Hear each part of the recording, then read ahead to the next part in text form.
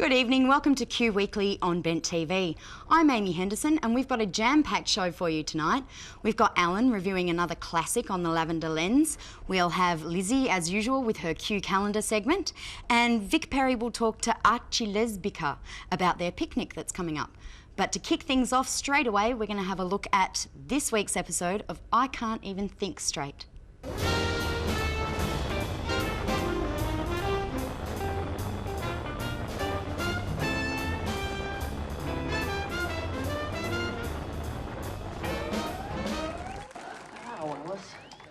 Don't you think it's just like too perfect, us being here together like this? Oh, come on, Greg. The only reason why we're together like this is because you weaseled yourself into my family by preying on my poor sexually repressed mother and by charming my psychotic father so you could come up here to get me high enough to have sex with you. Wow, Alice, I feel like all my secrets are safe with you. God, and you know the saddest part about the whole thing is, Greg? What? You.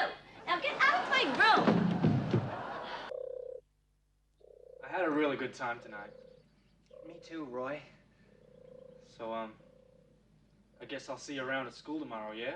Showers at 5:30? See you there.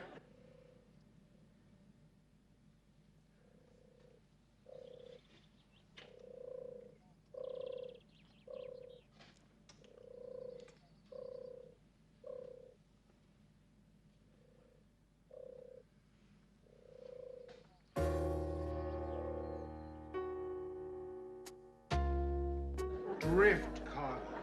You are getting sleepy. Very sleepy now. What if she still can't remember who the father of her child is? Honey, are you sure this repressed memory analysis is going to work? Honey, I'm positive it will. And remember, I'm a psychiatrist. I know what is best for the entire family. It's my job. And if you don't stop asking me these questions, it's your head I'll fuck with.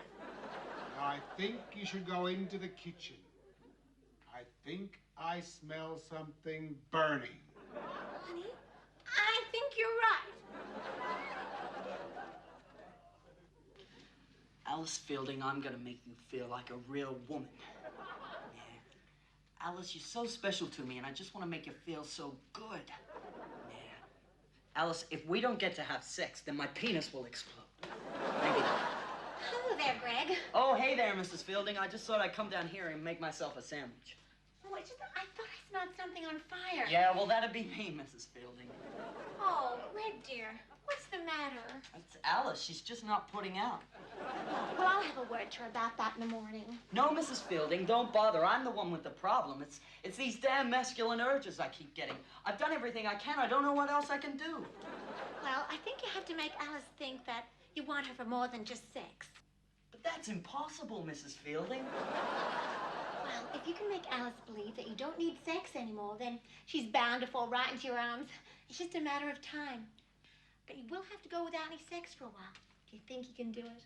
All I can do is try. You know, dear, Alice really does like you.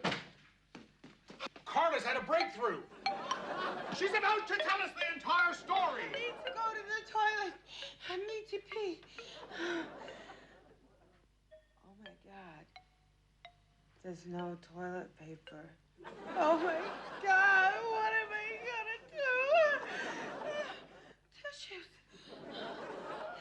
Tissues. Everywhere. Use tissues for toilet paper. Honey, were there ever any extra tissues in the toilet recently?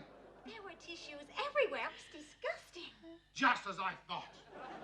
But what could tissues have to do with a pregnancy? Honey, have you ever given a thought as to what those tissues might have been used for? Honey, you don't think... Horry! Hey there, thrill seekers. What's a big occasion? Practicing your lobotomy technique? Poor Carla. Though I think she'll be much easier to deal with without a brain. Kitchen, family meeting, now. But Dad, that's impossible. I can't be the father of Carla's child. I've never even... Oh, look, if there's any doubt, I'm sure we can do some testing on those tissues. But I think it's safe to say that in any case, and this is my professional opinion, it's heterosexual monogamy from here on in. You're gonna have to get a job, you're gonna have to leave home, you're gonna... No! Mom, surely you understand, don't you? I'm gay. It's all right, dear.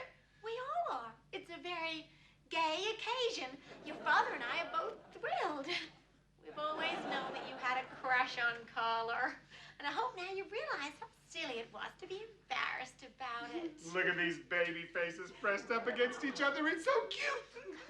Carla, surely you don't want to marry me? Oh, yes, I will.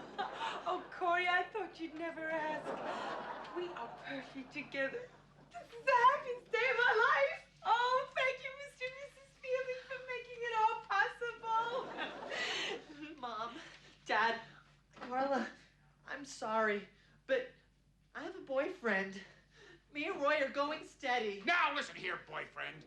I put up with years and years of your non-normativity, and now you've gone too far. How would you like to be me, huh? It sucks. And now you're gonna get an idea about what normativity tastes like. There's gonna be an engagement party on Wednesday. We're gonna invite all our new neighbors. And you had better be on your best behavior. Period. Period. Period. Oh! Everything's gonna be fine. He's a fine young man. He loves you very much. Understand? What am I gonna do? This is my worst dream come true. Being married with children. Oh, I can't even think straight. If only I hadn't had sex with all those boys and Carla would be pregnant. I'm such a fool. What's so damn funny, Mr. Snowy? Well, I don't know. You tell me what's funnier. That Dr. Fielding pulled off this stupid half-ass plan, or that you bought it? You mean this is a plan, Snowy? You mean this is a plan, Snowy? Why would Dad pull such a crazy stunt? And that was I Can't Even Think Straight. And unfortunately, we've only got 2 more episodes of that. And now it's over to Alan with the Lavender Lens.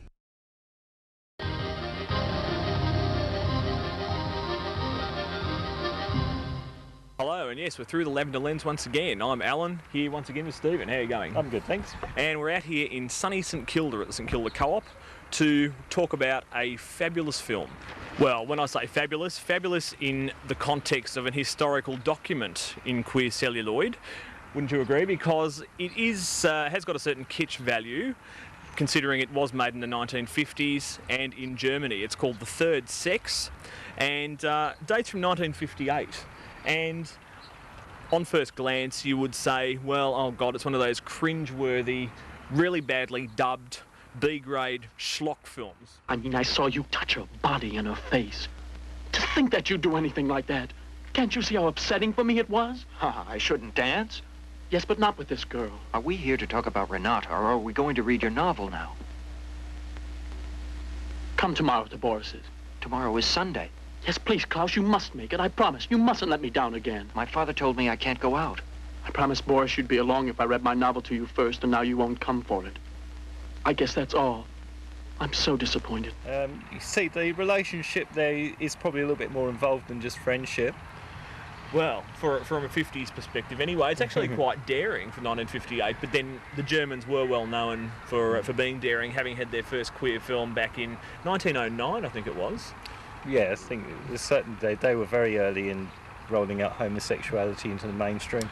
But here we're going down the path common in the 50s of parental concern for possible deviation from the straight norms. Yeah? Well, I think what's a bit worrying is the film seems to treat it as a sickness rather than just the way people are. I've been inquiring about this boy, Manfred Glass, and I know this. This youngster has been a homosexual, I found out. I know you don't like words like this, but it's time someone said them.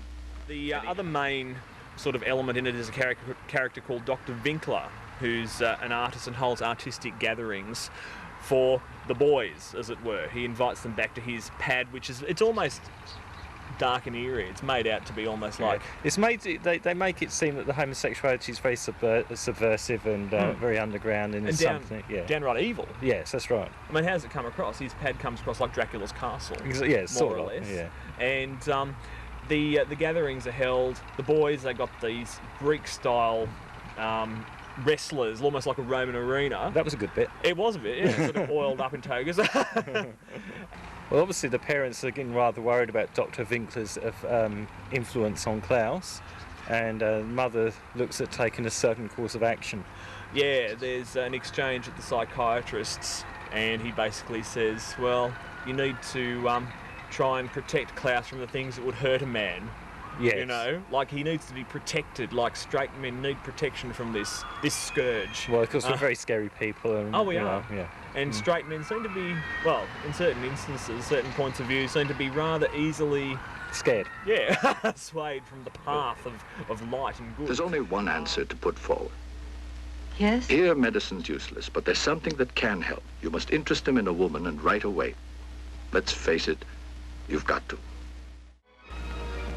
You all think I'm not a man. Nobody thinks that. Except Renata, Father, Uncle Max. Everyone says so. No, you better get out. And if I say I'm not going? But I guess essentially the sour note struck in the film is that you've got Klaus being cured of his homosexuality, him basically turning straight, and the implication is into a rapist, which, you know, by their standards is better than being homosexual.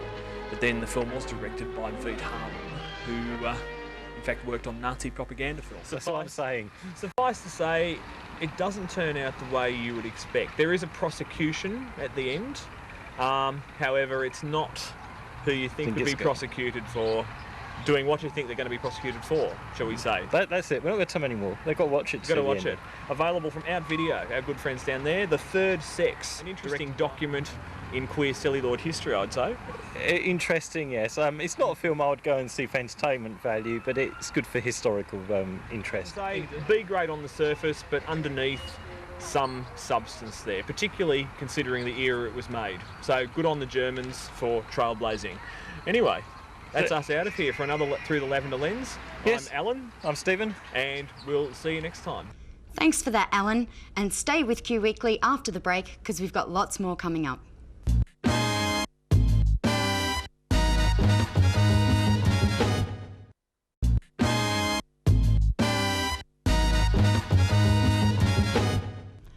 Welcome back to Q Weekly on Bent TV. Coming up next, Elizabeth Blast and her Q Calendar segment. But first, Vic talks to Archi Lesbica. Take it away, Vic.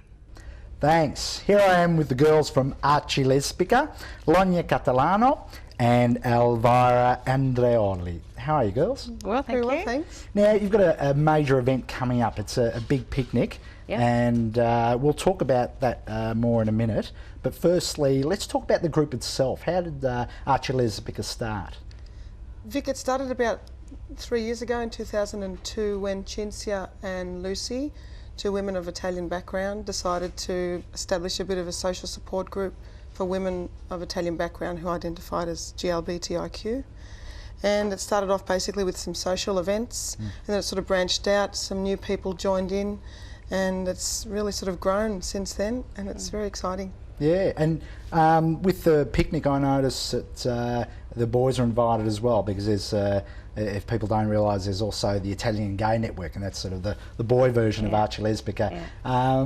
What, is it common that you sort of do these sort of social events with the boys, or is this a first, or what? How does that come about? Absolutely, we're very aligned. There's a beautiful relationship we have with the gay boys, and we do a lot of social events with them. I suppose there's that. Well, the group actually encourages social participation with other nationalities, which we tend to do, which is great. And the group has like a social, as well as more structured meetings. We meet quarterly, and that's to discuss issues and talk with one another, which we identify have the same issues. And then we have social events like picnics and tombola nights and in-house meetings, and so that's when we include the boys and girls of other nationalities, and so a tombola. I think some people over there think tombola, bingo. Bingo, Italian version of bingo. So is that sort of, with the boys, does that sort of reflect a cultural aspect of being in such a group, that it's reflects the nature of family and sharing that cultural background?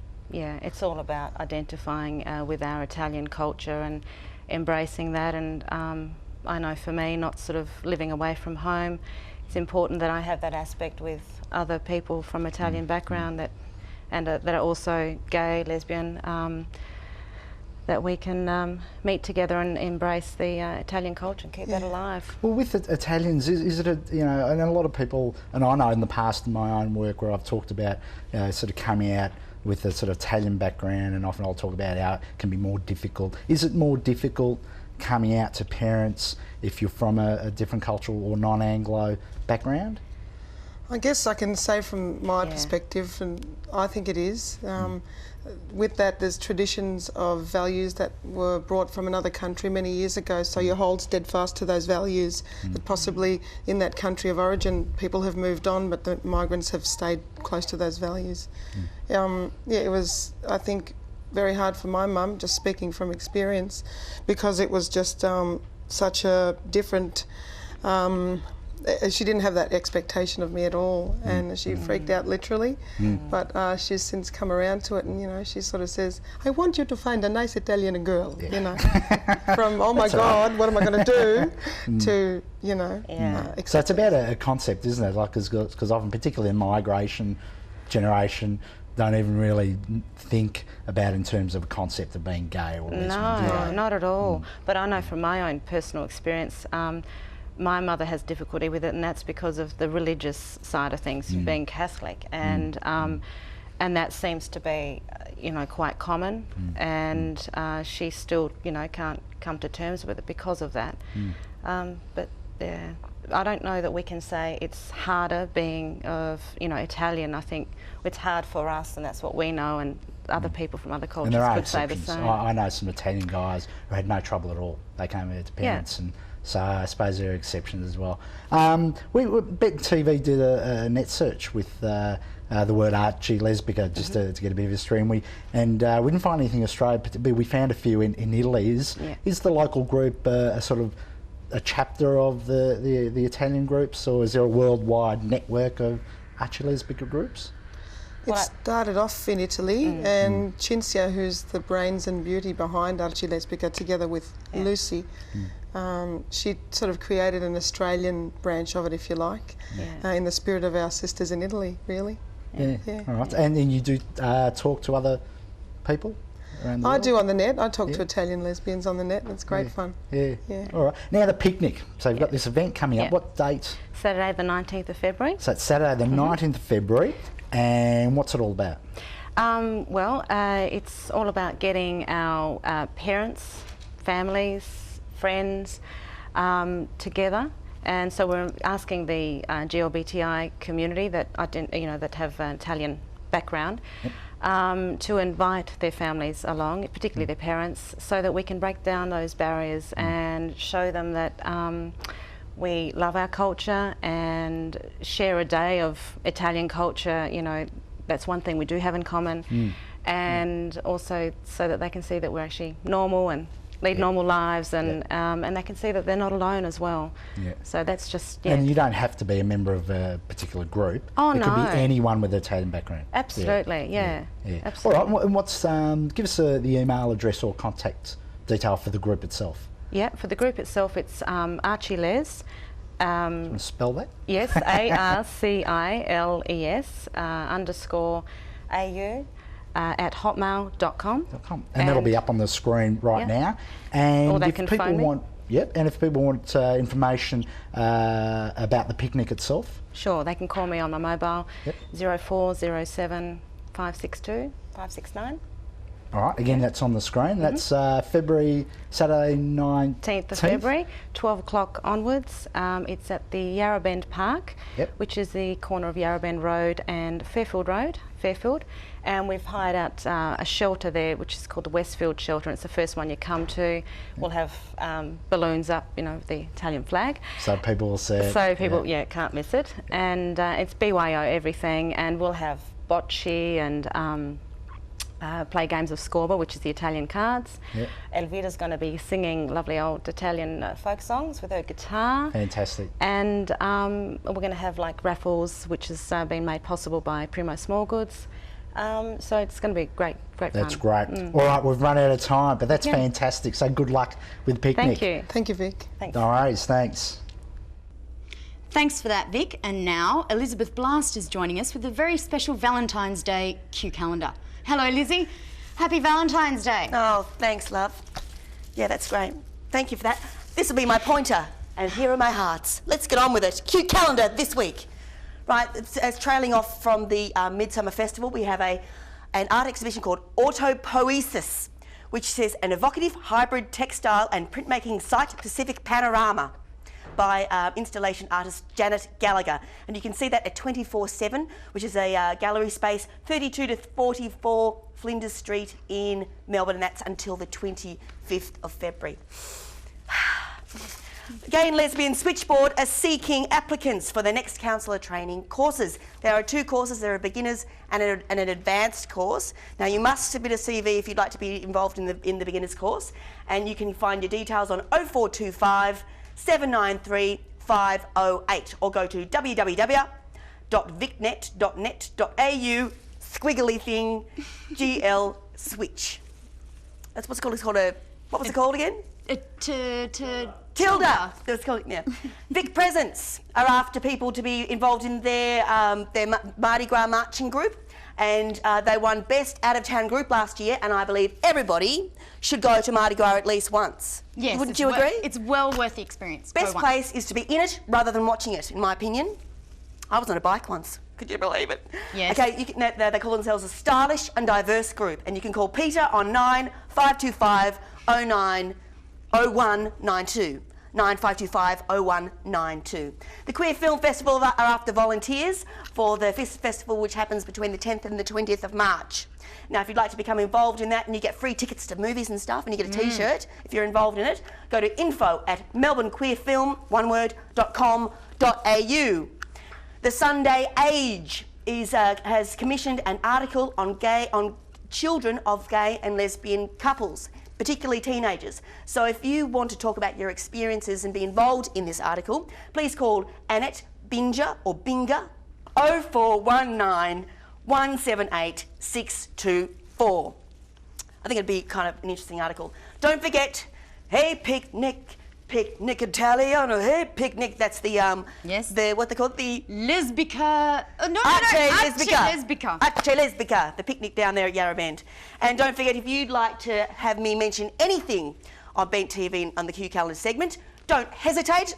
Drop me a line at feedback@benttv.org.au, because you never know, they just might be watching. Amy? Thank you very much, Lizzie Blast. Happy Valentine's Day. Yes, stop shaking them because they're going everywhere. That's all we have time for tonight, but don't forget to watch Face to Face on Thursdays at 10:30 p.m, and we'll see you next week for more Q Weekly.